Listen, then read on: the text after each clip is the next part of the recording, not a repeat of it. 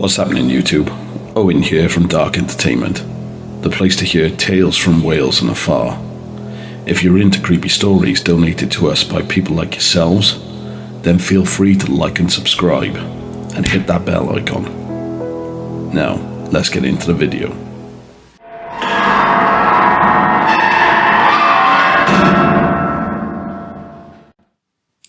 Before we begin, I would just like to correct a piece of information that I put in the last episode, Llancaiach Fawr Manor Part 1. Despite writing the episode, narrating it, and editing it, I still managed to make one quite serious mistake. I referred to King Charles I as King Charles II.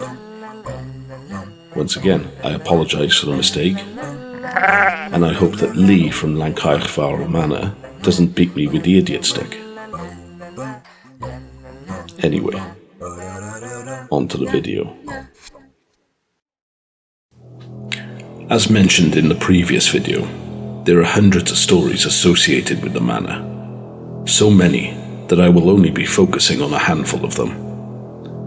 In this episode, I'll be looking at a few stories that are a little bit darker than the previous episode, listening to other EVPs, and sharing a strange image that I captured whilst on the property.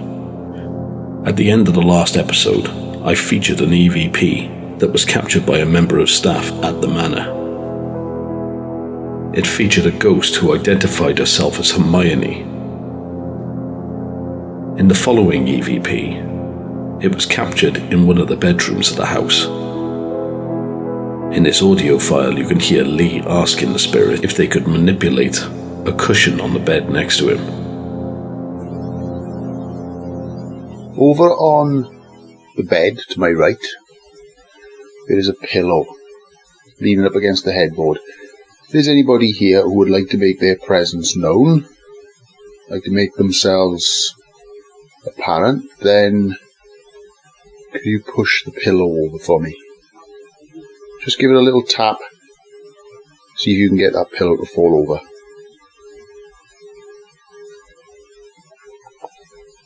It's a little harder to hear than the first EVP, but it sounds like someone responds to Lee by saying, "Not for you." On this floor of the house, there have been a few darker stories. One prominent apparition is that of a small boy.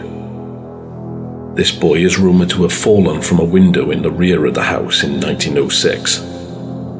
It is unclear who the child is, but during renovations, large amounts of grain were found pushing out the panels of the room below, suggesting that that room used to be a grain store. He apparently fell to his death from the window in the grain store. He's reported to follow staff around, and in some cases, follow visitors home. Above the main stairwell of the house is the manor armoury, a small room which staff would have retreated to in the event of an attack on the property. Several incidents have happened in this room. The first was that of a lady who had booked onto the ghost tour. On the tour, the visitors are given candles to illuminate their way whilst the lights are turned off in the manor. While in the armoury, she got the impression that someone was watching her from the corner of the room. In the gloomy candlelight, she could make out the figure of a man dressed in late Elizabethan clothing, standing in the very corner and glaring at her. She ignored him, believing him to be one of the staff in period costume, and carried on listening to the stories. But she suddenly had an overbearing sense of danger coming from him. As soon as the party left the room, the feeling dissipated. After the tour, the staff turned the lights on and allowed visitors to wander around freely. Feeling a bit silly for allowing her imagination to run away with her, she plucked up the courage to go back into the armoury. However, as she walked in the door, the transparent figure of a man in period clothing was stood in the corner. She froze and watched as he raised a finger and pointed at her, and in a deep and menacing voice, said, "Out." Very quickly she retreated out of the room, vowing never to go back to the manor. During event days, staff dress up in period costume and act out scenarios from the 1600s.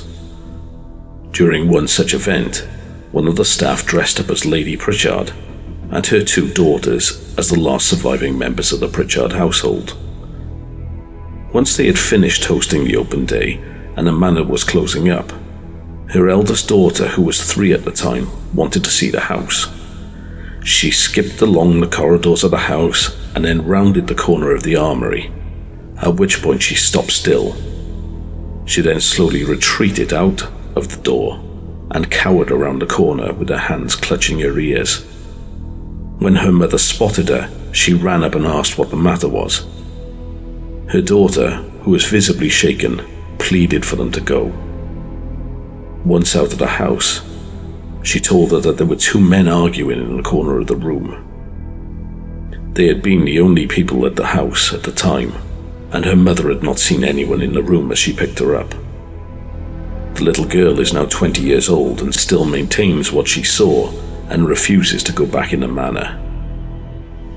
The third story associated with the armory was during a day tour. Visitors are given the option upon entering to either wander around the house of their own accord or to join a tour.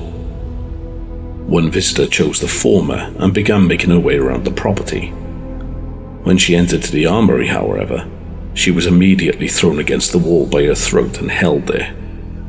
Despite there not being anything in front of her, there was a noticeable force gripping her neck. It released and she fled from the manor and into the visitor centre, alerting staff as she bounded down the stairs. Once again, she never returned to the manor.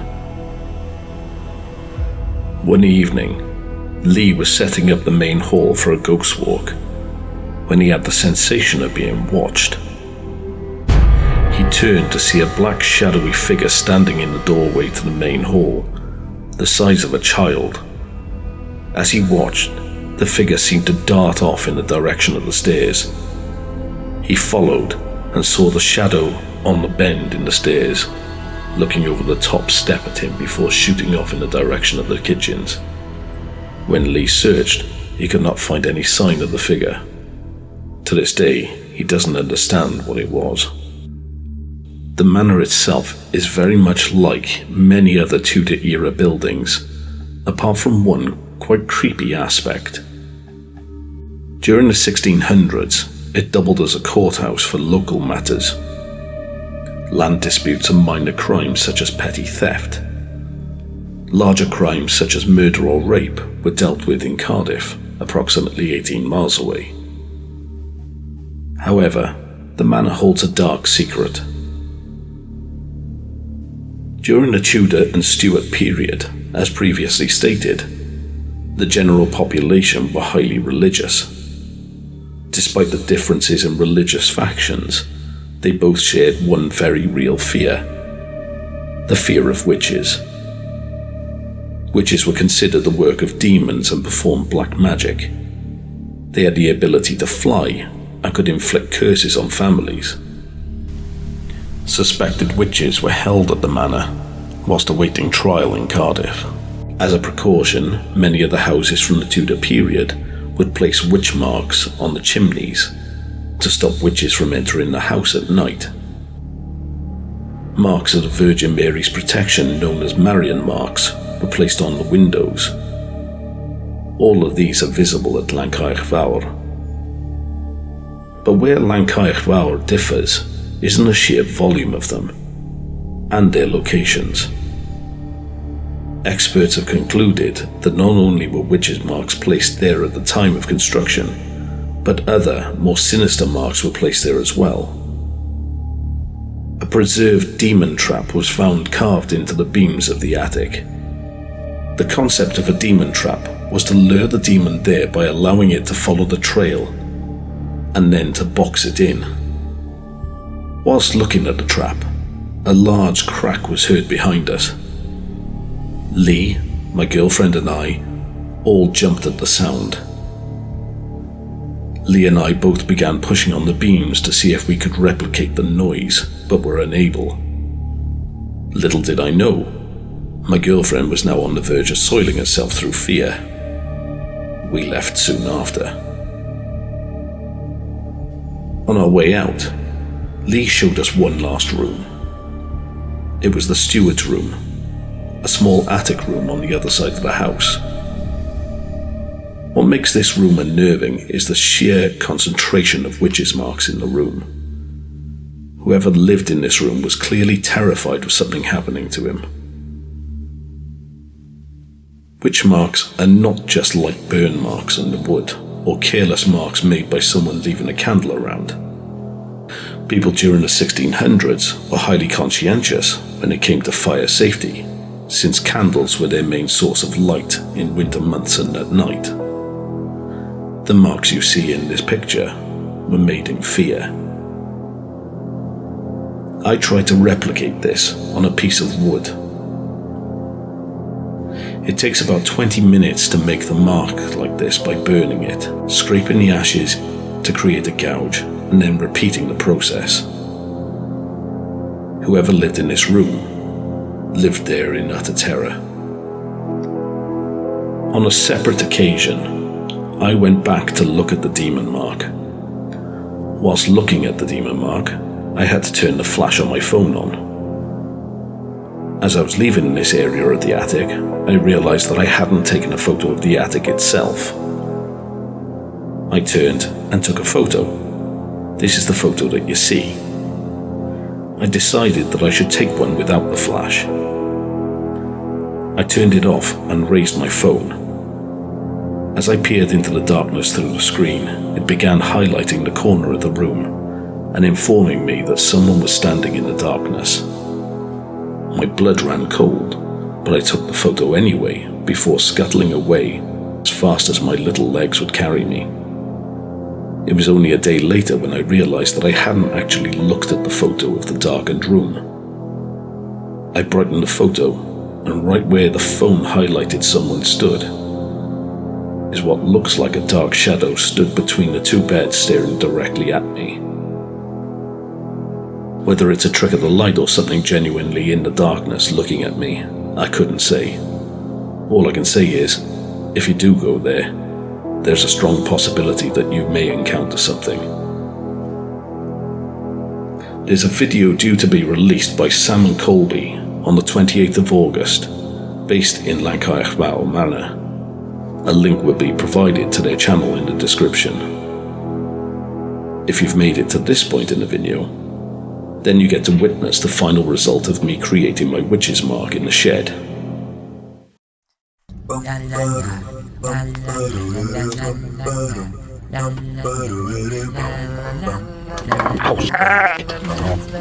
This.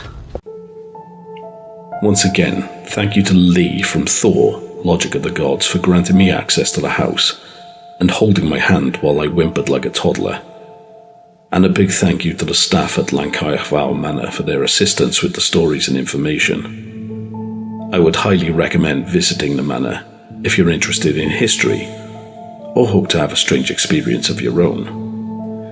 You can find the link to both Fawr, Logic of the Gods, and Llancaiach Manor's website in the description of the video. Well, that's all from us here at Dark Entertainment. We hope you've enjoyed the video. We're now on Facebook and Twitter, and if you would like to recommend a property for us to feature, then leave a message in the comments or on social media. Ta-ta!